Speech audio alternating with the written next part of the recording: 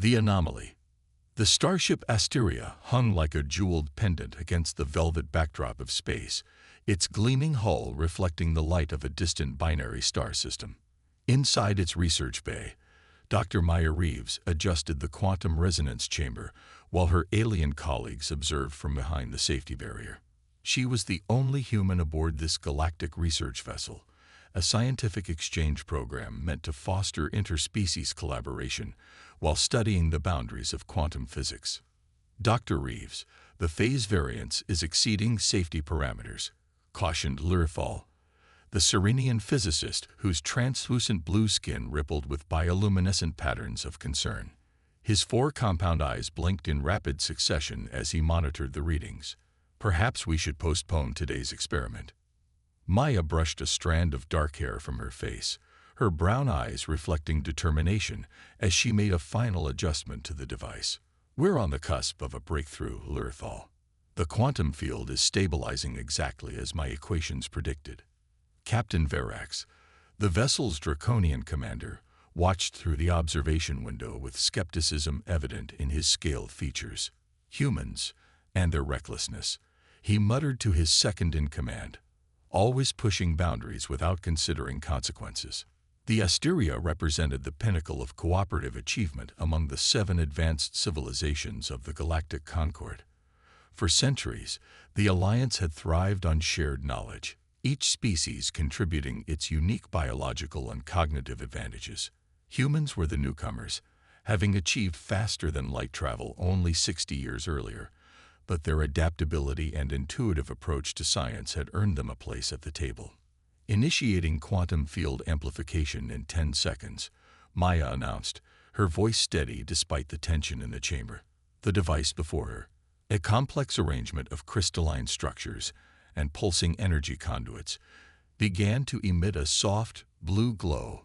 Professor Kvarn, the ship's head researcher, a spider-like arachnid whose 8 eyes missed nothing, chittered nervously. Human intuition has its place, but quantum mechanics requires precision. Your theory about dimensional resonance lacks sufficient empirical validation. Maya's hands moved confidently across the control panel. Sometimes you need to take a leap of faith to discover what lies beyond established science. The countdown completed. The chamber hummed with energy as the quantum field generator initiated its sequence. For a moment, everything proceeded exactly as planned, the quantum particles aligning precisely with Maya's theoretical model. Then something went catastrophically wrong. A blinding flash of coruscating light erupted from the chamber as alarms blared throughout the research deck. The quantum field expanded exponentially, defying every safety protocol and containment measure. Emergency shutdown, Professor Kvarn screamed, his chittering voice barely audible above the chaos. Captain Verax slammed his scaled hand against the emergency evacuation protocol. All personnel evacuate research deck immediately. Quantum containment breach in progress. Through the observation window, they watched in horror as Maya struggled to reach the manual override. The quantum field engulfed her, her body seeming to blur and fragment as theoretical physics became terrifying reality. For an instant that seemed to stretch into eternity, she existed in multiple states simultaneously, solid yet translucent, present yet elsewhere. Then came the explosion.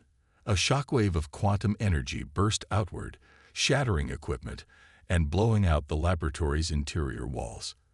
The observation window cracked, but held as emergency force fields activated, containing the blast to the research deck.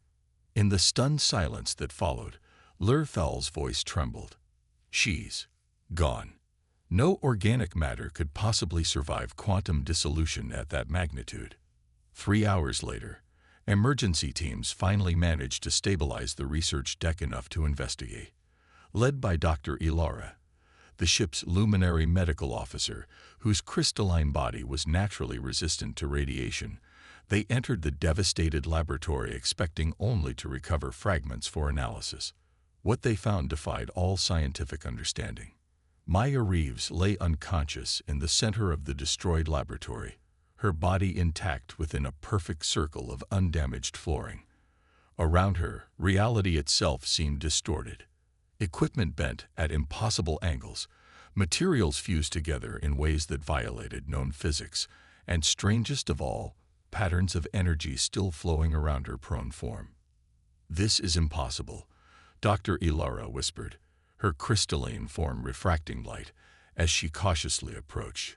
Her medical scanner emitted confused beeps before shutting down completely. No organic being could survive this level of quantum exposure. Yet Maya was not only intact, she was alive, her vital signs stable though her unconscious state persisted. News of the impossible human spread quickly through the ship. Within hours, the Asteria's course was altered, heading for the nearest advanced research facility.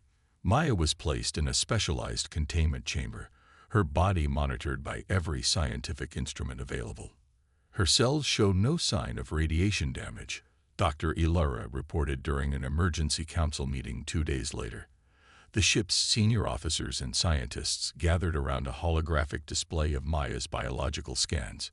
In fact, they're regenerating at an accelerated rate. It's as if the quantum event somehow enhanced her cellular structure. Security Chief Krex, a massive Valerian whose exoskeletal armor clicked nervously as he shifted position, voiced what many were thinking. How do we know this is still Dr. Reeves? Could this be some form of quantum replication, or something else entirely wearing her form? Captain Verax's reptilian eyes narrowed. I've requested her complete medical history from Earth authorities. Until we understand what happened, she remains in isolation under continuous surveillance. Professor Kivarn manipulated the holographic display with his spindly limbs, zooming in on cellular structures. Most fascinating.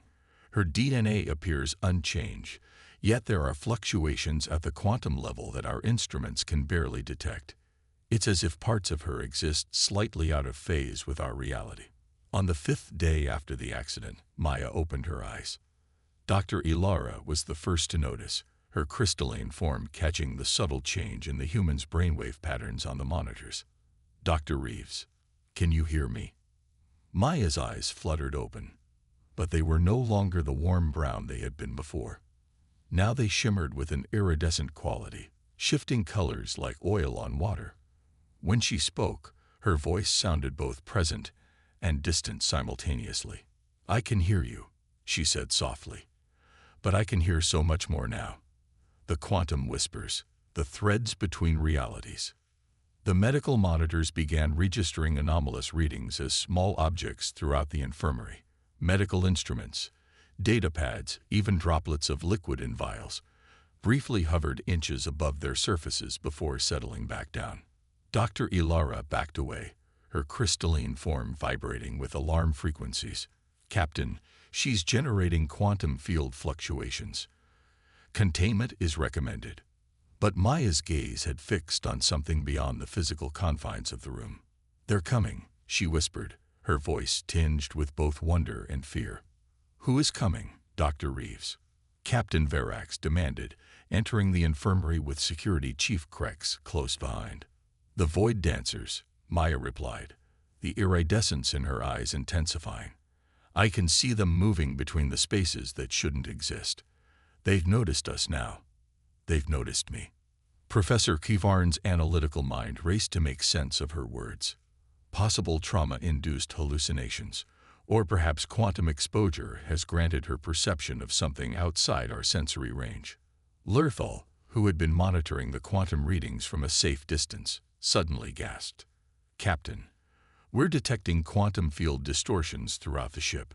They're identical to the patterns from the laboratory accident, but smaller and organized." As if in response to his words, the lights throughout the infirmary flickered. The holographic displays twisted into impossible geometries before stabilizing again. For a brief moment, everyone present experienced a sensation of vertigo, as if reality itself had hiccuped. "Containment field at maximum," ordered Captain Verax, his scaled hand moving to the weapon at his side. But Maya shook her head, sitting up in her medical bed. "Containment won't help. They exist between the spaces of conventional reality. Our accident created a beacon they could follow." Now they're curious. What exactly are these void dancers? Professor Kuvarn demanded, scientific curiosity temporarily overriding his caution. They're ancient, Maya replied, her voice taking on an otherworldly timbre. They inhabit the quantum foam between realities. They're neither malevolent nor benevolent, just curious. And now they're curious about us. As if to punctuate her words, a shimmer appeared in the center of the infirmary, a distortion in space that seemed to fold in upon itself. Within the distortion, observers caught glimpses of geometric patterns too complex for their minds to fully comprehend. Security Chief Krex raised his weapon, but Maya raised her hand in warning. Don't. Conventional weapons are meaningless to them, and any aggression might be misinterpreted. Dr. Ilara cautiously approached, her medical scanner functioning normally again. Your body is burning energy at an alarming rate. You need rest and nutrients. What happened to you in that laboratory? Captain Verax demanded, his reptilian features set in grim determination. What have you become? Maya looked at her hands, which occasionally seemed to shimmer with the same iridescence as her eyes. I'm not entirely sure, she admitted. When the accident happened, I should have died. Instead, I felt myself dispersed, my consciousness scattered across quantum potentialities. That should be impossible, Professor Kuvarn interjected. Consciousness cannot maintain coherence during quantum dissolution. Apparently, it can, Maya replied softly. At least, human consciousness can. I experienced every possible quantum state simultaneously, every potential outcome, every parallel possibility. And then something chose me, gathered me back together. Security Chief Krex's exoskeletal plates clicked anxiously. Something chose you. These void dancers? Maya shook her head. No, something deeper. Something woven into the quantum fabric itself. She looked up at the gathered aliens, her iridescent eyes meeting each of their gazes. I think humans might be different at the quantum level. There's something in our consciousness that can navigate quantum states in ways your species cannot. The implications of her words hung heavy in the room. If humans possessed some unique quantum property that other species lacked, it would fundamentally alter the balance of power within the galactic concord. Captain Verax was the first to break the silence. This information remains classified at the highest level until we understand the full implications.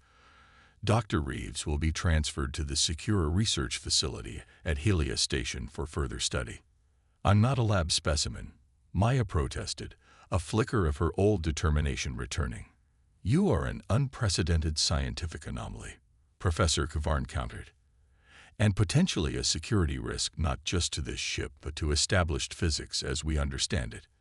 As they argued, none noticed the subtle quantum fluctuations that continued to emanate from Maya's form, spreading throughout the ship's systems, changing, adapting, evolving. Whatever she was becoming, it was only the beginning. And somewhere in the quantum foam between realities, the void dancers watched with ancient curiosity. The revelation. The research facility on Helia Station loomed like a crystalline fortress against the burnt orange sky of the gas giant it orbited. Inside its most secure wing, behind barriers designed to contain everything from radiological threats to dimensional anomalies, Maya Reeves sat cross-legged on the floor of her observation chamber. 3 weeks had passed since the quantum accident aboard the Asteria. 3 weeks of ceaseless tests, examinations, and interrogations. The chamber was luxurious by containment standards, spacious, with comfortable furnishings and entertainment systems, but it remained a prison nonetheless. Maya's eyes, now permanently iridescent with shifting quantum energies, were closed in concentration. Around her body, small objects, a stylus, a water cup, a data pad, orbited in perfect synchronization, defying gravity as if it were merely a suggestion rather than a fundamental force. Dr. Ilara watched from behind the observation glass, her crystalline form refracting light, as she documented Maya's latest demonstration. Remarkable control today, she noted into her recorder. Subject can now manipulate up to 12 objects simultaneously while maintaining quantum coherence. Behind her, the Helia station's research director, grand theorist Corvex of the Mentary species, folded his 6 limbs in contemplation. His large, dome-like head pulsed with neural activity visible through his translucent cranium. The Mentary were known throughout the galactic concord for their unparalleled cognitive abilities, their brains capable of processing information at rates that made supercomputers seem sluggish. It defies all established quantum theory, Corvex stated, his voice a melodic series of tones. No sentient species should be able to consciously affect quantum probability fields. The energy requirements alone should be impossible for a biological organism to generate. Yet she does it, Dr. Ilara replied simply, and her abilities grow stronger daily. A third observer, standing in the shadows, finally spoke. Delegate Thorne was the human representative to the Galactic Concord Council, dispatched from Earth when news of Maya's transformation had reached the highest levels of government. His weathered face wore the lines of someone accustomed to making difficult decisions.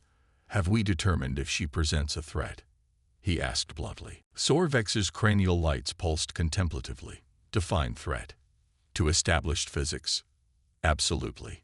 To our understanding of consciousness? Undoubtedly. To security? That remains unclear. Inside the chamber, Maya opened her eyes, the objects gently settling back onto surfaces.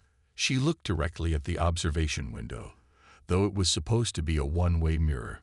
"I can hear you, you know," she called out, her voice simultaneously in the room and seeming to emanate directly in their minds. "Your thoughts leave quantum echoes, especially yours, Delegate Thorne. You're afraid of what I represent." The 3 observers exchanged alarmed glances. The chamber's quantum isolation protocols should have prevented any form of communication or observation. "Dr. Reeves," Delegate Thorne spoke into the communication system, his voice carefully controlled.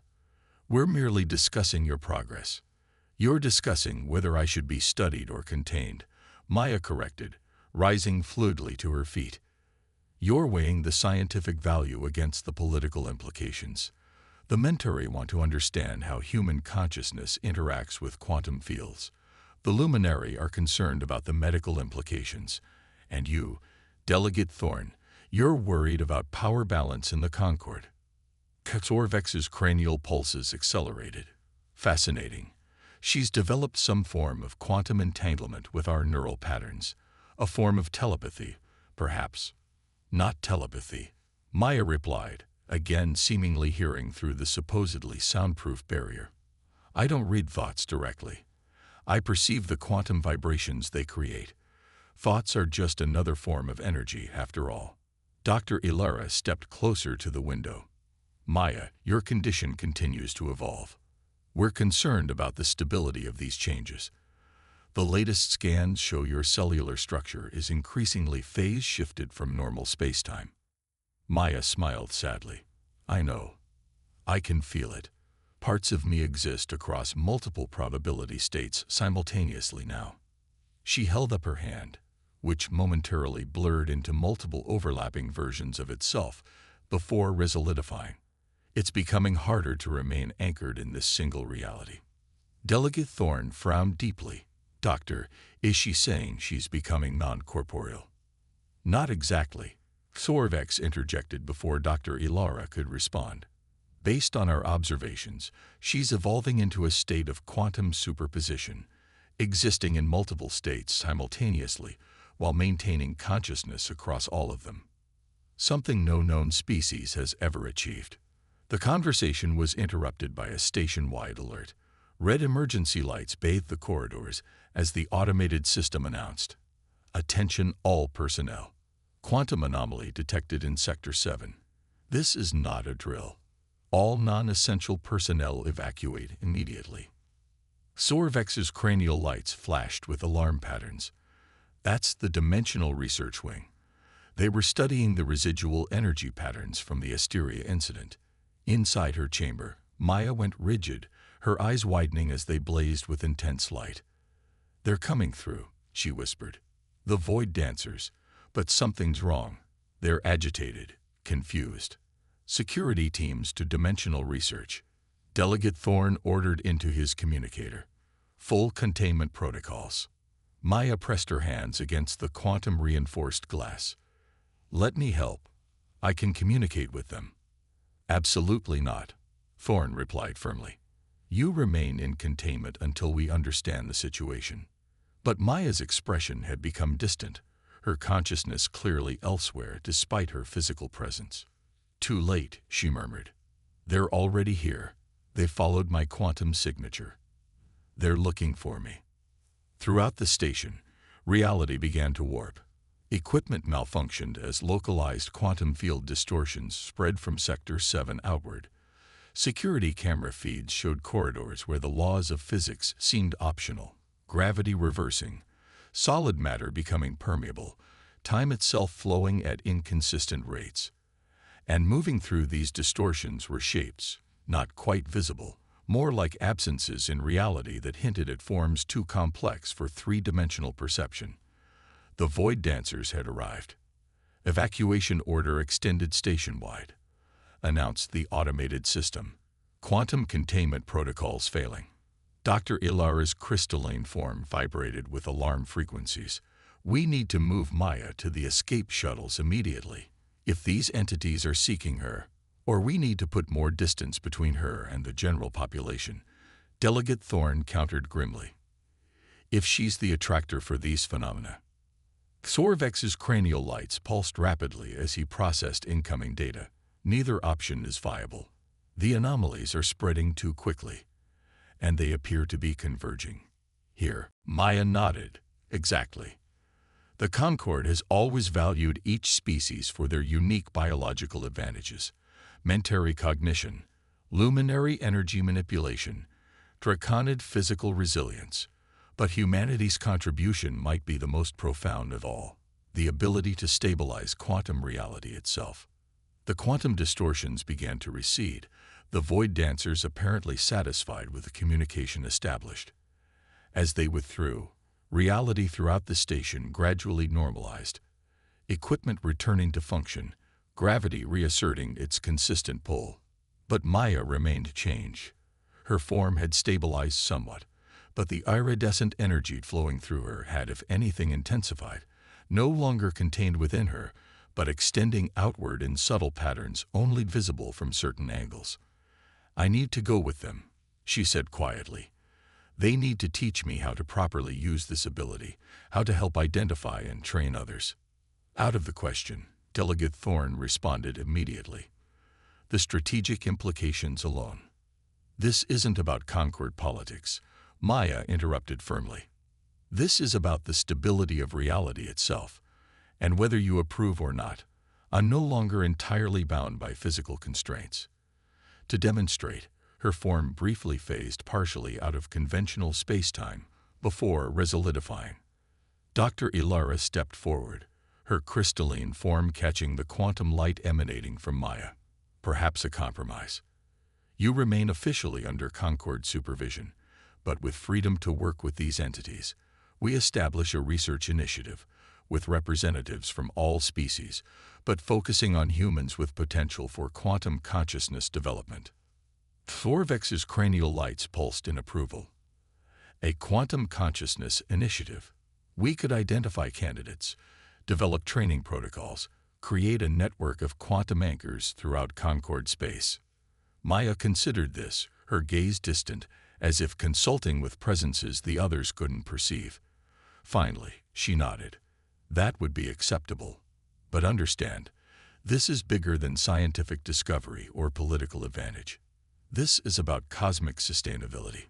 How many humans might have this potential?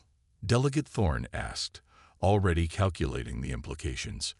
Unknown, Maya replied honestly, but likely rare in its active form. Though all humans have the quantum consciousness foundation, it's what makes us dreamers, artists, innovators. It's why our perspectives often seem so unpredictable to other species.